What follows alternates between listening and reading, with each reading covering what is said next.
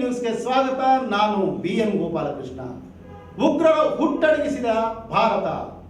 ಸ್ನೇಹಿತರೆ, ನಾವೆಲ್ಲ ಅಂದಿನಿಂದ ಇಂದಿನವರೆಗೆ ಕಾಶ್ಮೀರದಲ್ಲಿ ಉಗ್ರರು ನಡೆಸಿಕೊಂಡು ಬಂದಂತಹ ದಾಳಿಗಳಿಂದ ನಮ್ಮ ಭಾರತದ ಅನೇಕ ನಾಗರಿಕರನ್ನ ಕಳೆದುಕೊಂಡಿದ್ದೇವೆ. ಇನ್ನು ಮುಂದೆ ದೇಶದಲ್ಲಿ ಉಗ್ರರ ಹಾವಳಿಯಿಂದ ತೊಂದರೆಗೊಳಗಾಗಬಾರದು, ಭಾರತೀಯರಾದ ನಾವೆಲ್ಲ ನೆಮ್ಮದಿಯಿಂದ ಇರಬೇಕು ಅಂತ ಆಲೋಚಿಸಿದ ನಮ್ಮ ಪ್ರಧಾನಿ ನರೇಂದ್ರ ಮೋದಿಯವರು ಉಗ್ರರ ಕೂಪವಾದ ಪಾಕಿಸ್ತಾನದ ವಿರುದ್ಧವಾಗಿ ತೆಗೆದುಕೊಂಡಂತಹ ಅತಿ ಮುಖ್ಯವಾದ ಖಡಕ್ ತೀರ್ಮಾನ ಉಗ್ರರ ಸರ್ವನಾಶ. ದೇಶ ಕಾಯುತ್ತಿರುವ ನಮ್ಮ ಭಾರತೀಯ ಸೇನೆ ಉಗ್ರರ ಅಟ್ಟಹಾಸಕ್ಕೆ ಬೆಂಬಲ ಕೊಡುತ್ತಿದ್ದ ಪಾಕಿಸ್ತಾನಿಗಳ ವಿರುದ್ಧ ಹೋರಾಟ ನಡೆಸ್ತಾ ಇದೆ. ಭಾರತದಲ್ಲಿ ಉದ್ವಿಗ್ನಗೊಂಡಿರುವ ಸ್ಥಳದಲ್ಲಿ ಹಗಲು ರಾತ್ರಿ ಎನ್ನದೆ ತಮ್ಮ ಪ್ರಾಣವನ್ನೂ ಲೆಕ್ಕಿಸದೆ ಹೋರಾಟ ಮಾಡುತ್ತಿದ್ದಾರೆ ನಮ್ಮ ಭಾರತೀಯ ಸೇನೆ.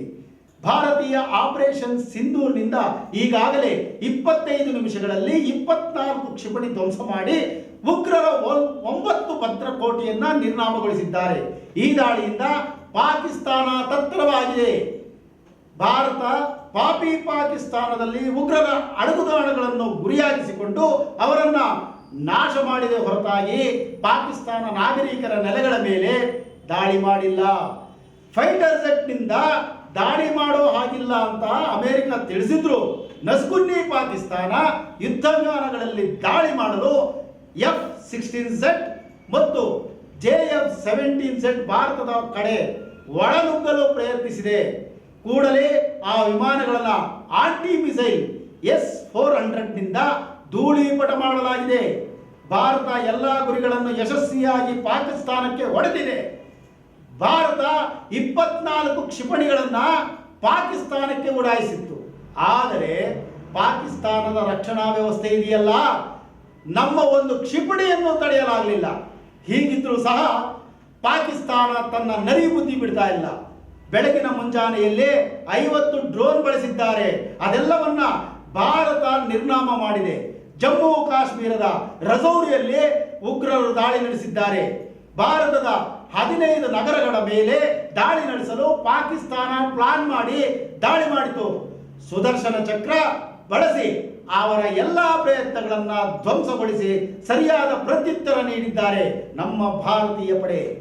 ಈಗಾಗಲೇ ಸೀಡ್ ಆಪರೇಷನ್ ಅಂದರೆ suppression of enemy air defence ನಿಂದ 7 ಸಿಸ್ಟಮ್ ಒಡೆಯಲಾಗಿದೆ.